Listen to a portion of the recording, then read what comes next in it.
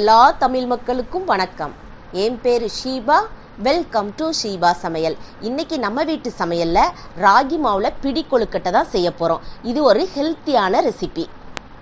First இந்த recipe பண்ணுறதுக்கு ஒரு மிக்சி ஜாரில் 1/4 கப் அளவுக்கு தேங்காய் எடுத்துக்கோங்க. அந்த தேங்காவில் பின்பகுதியில் அந்த ப்ரௌன் கலரில் இருக்கும் பாருங்கள், அதை நீக்கிக்கோங்க.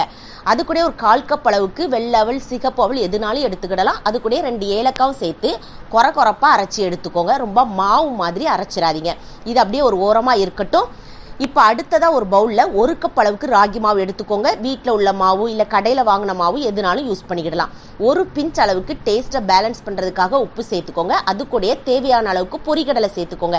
எந்த அளவுக்கு பொரிகடலை சேர்க்குறோமோ அந்த அளவுக்கு கொழுக்கட்டை ரொம்பவே டேஸ்டியாக இருக்கும். இப்போ அடுத்ததாக அது கூட நம்ம அரைச்சி வச்சிருக்க அந்த அவுள் தேங்காய் பூ இருக்கு இல்லையா, அதை இது கூட சேர்த்து நல்லா மிக்ஸ் பண்ணி எடுத்துக்கோங்க. இந்த கொழுக்கட்டையை பொறுத்தளவில் நீங்கள் இனிப்புக்காக கருப்பட்டி, வெல்லம், நாட்டு சக்கரை எதுனாலும் யூஸ் பண்ணலாம். நான் இன்னைக்கு பனை வெல்லம் தான் சேர்த்துருக்கிறேன். இது நல்ல சுத்தமானதாக இருந்துச்சு, அதாவது கல் மண் இல்லை அப்படின்னா நீங்கள் இதை மாதிரி துருவி சேர்த்துக்கோங்க. இந்த பனை சர்க்கரையில் சுக்கு, மிளகு, திப்பிலி, அதிமதுரம், ஏலக்காய் எல்லாமே சேர்ந்தது. டேஸ்ட்டும் நல்லாயிருக்கும். அதே சமயத்தில் உடம்புக்கு ரொம்பவே ஆரோக்கியமானதும் கூட. ஒருவேளை அதில் மண், கல் இது மாதிரி இருந்துச்சு அப்படின்னா நீங்கள் கொஞ்சோண்டு தண்ணி சேர்த்து அந்த இதை வடிகட்டி நீங்கள் எடுத்து அதோட நீங்கள் யூஸ் பண்ணுறதா இருந்தால் யூஸ் பண்ணிக்கோங்க. இதை மாதிரி செய்யும் போச்சு நம்ம உடம்புக்கு ரொம்பவே ஹெல்த்தியானதாகவும் இருக்கும். அது மட்டும் இல்லை, சுகர் பேஷண்ட்டோட இதை மாதிரி நம்ம செய்யும் போச்சு அவங்க சாப்பிட்டுக்கிடலாம் பயம் இல்லாமல். இப்போ இது எல்லாத்தையும் நல்லா கலந்து எடுத்தாச்சு. அந்த இனிப்பெல்லாம் கரெக்டாக இருக்கான்னு பார்த்துக்கோங்க. அதுக்கப்புறமா நம்ம தண்ணி ஊற்றி இதை பிசைய போகிறோம். நீங்கள் ரொம்ப சூடாக இருக்கிற தண்ணியும் ஊற்றக்கூடாது. நம்ம சூடு இல்லாமல் சும்மா சாதாரண பச்சை தண்ணியாக இருக்கும் பாருங்க, அதையும் சேர்க்கக்கூடாது. பச்சை தண்ணி சேர்த்திங்க அப்படின்னா அந்த நேரம் சாஃப்டாக இருந்த மாதிரி இருக்கும். நீங்கள் நாளைக்கு சாப்பிடும் போச்சுன்னா ரொம்ப ஹார்டானது மாதிரி ஆயிரும். அதனால் கொஞ்சம் சூடு இருக்கிற மாதிரி பார்த்து இதை மாதிரி நல்லா பிசைஞ்சு எடுத்துக்கோங்க. கொஞ்சம் கொஞ்சமாக தண்ணி சேர்த்துக்கோங்க. அதனுடைய கன்சிஸ்டன்சி எப்படி இருக்குது பாருங்கள். இந்த மாதிரி பிசைஞ்சு எடுத்து ஒரு 10 நிமிஷம் மூடி போட்டு இதை அப்படியே வச்சுருங்க. கைகளெல்லாம் நம்மளுக்கு ஒட்டெல்லாம் செய்யாது பாருங்கள். இப்போ ஒரு 10 நிமிஷம் கழித்து நம்ம நெய்யோ எண்ணெயோ இது எதுவுமே பயன்படுத்த வேண்டாம். நீங்கள் இதை மாதிரியே செய்யுங்க. இதுதான் உடம்புக்கு ரொம்பவே ஆரோக்கியமானது. இப்போ நம்ம கைகளால் எந்த அளவுக்கு கொஞ்சம் பெருசாக பிடிக்கனாலும் நீங்கள் உருண்டை பிடிச்சிக்கிடலாம், சின்னதாக பிடிக்கிறதுனாலும் பிடிச்சிக்கலாம். இது மாதிரி லைட்டாக அழுத்தம் கொடுத்துட்டிங்கன்னா அந்த விரல்கள் வந்து அப்படியே பதியும். இதுதான் நம்மளுக்கு பிடி கொழுக்கட்டை. இப்போ இதை மாதிரியும் செய்யலாம். அப்படி இல்லைன்னா நம்மளுக்கு விருப்பப்பட்ட ஷேப்பில் செஞ்சுக்கிடலாம். இப்போ மோதக மோல்டு இருந்துச்சுன்னு வைங்களேன், அதில் கூட இதை மாதிரி மாவு நம்ம ஃபில் பண்ணி நம்ம அதிலிருந்து கூட எடுத்து இதை மாதிரி செஞ்சு கொடுக்கலாம். குழந்தைங்களுக்குலாம் கொஞ்சம் டிஃப்ரெண்ட்டாக இருந்துச்சு அப்படின்னா அவங்க வந்து கொஞ்சம் இன்ட்ரெஸ்டிங்காக சாப்பிடுவாங்க. அது உங்களுடைய விருப்பம், நீங்கள் அதை பொறுத்து செஞ்சுக்கோங்க.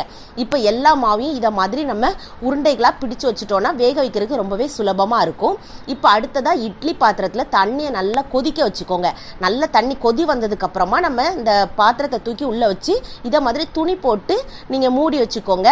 நீங்கள் வந்து வேக வைக்கும் போச்சில் ஒரு 10லேருந்து 12 நிமிஷம் மீடியம் ஃப்ளேமில் வச்சு நீங்கள் குக் பண்ணி எடுத்திங்கன்னா நம்மளுக்கு இதை நல்லா வெந்து வந்திருக்கும். இப்போது நம்ம திறந்து பார்ப்போம். ஒரு 10 நிமிஷம் ஆயிடுச்சு. எப்படி இருக்குது பாருங்கள். ஆவி பறக்கிற சூப்பரான டேஸ்டான ஹெல்த்தியான ராகி கொழுக்கட்டை நம்மளுக்கு ரெடி ஆயிடுச்சு பாருங்கள். இது ஈவினிங் டைம்லலாம் பிள்ளைங்க ஸ்கூல்லேருந்து வந்தாங்க அப்படின்னா இதை செஞ்சு கொடுத்தீங்கன்னா ஒரு ஹெல்த்தியான ரெசிபி. இதை வந்து எந்த நேரத்துலையும் நம்ம சாப்பிடலாம். எவ்வளோ சூப்பராக இருக்குது பாருங்கள். இது அன்னைக்கு நீங்கள் சாப்பிட்றத காட்டிலும் மறுநாள் இருந்துச்சுன்னு வைங்களேன், நீங்கள் அதை சாப்பிட்டு பாருங்கள், அவ்வளோ ஒரு சாஃப்டாக இருக்கும். டேஸ்ட்டும் பார்த்தீங்கன்னா நம்ம அவுள் தேங்காய் பூலாம் போட்டிருக்கிறதுனால ரொம்பவே சூப்பராக இருக்கும்.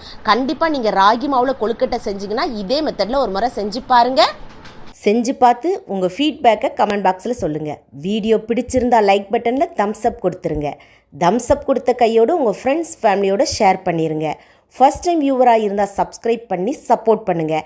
நான் இன்னொரு வீடியோவில் இன்னொரு வித்தியாசமான சுவையான மனமான ரெசிபியோடு நான் உங்களை சந்திக்கிறேன். அது வரைக்கும் டாடா பாபாய்.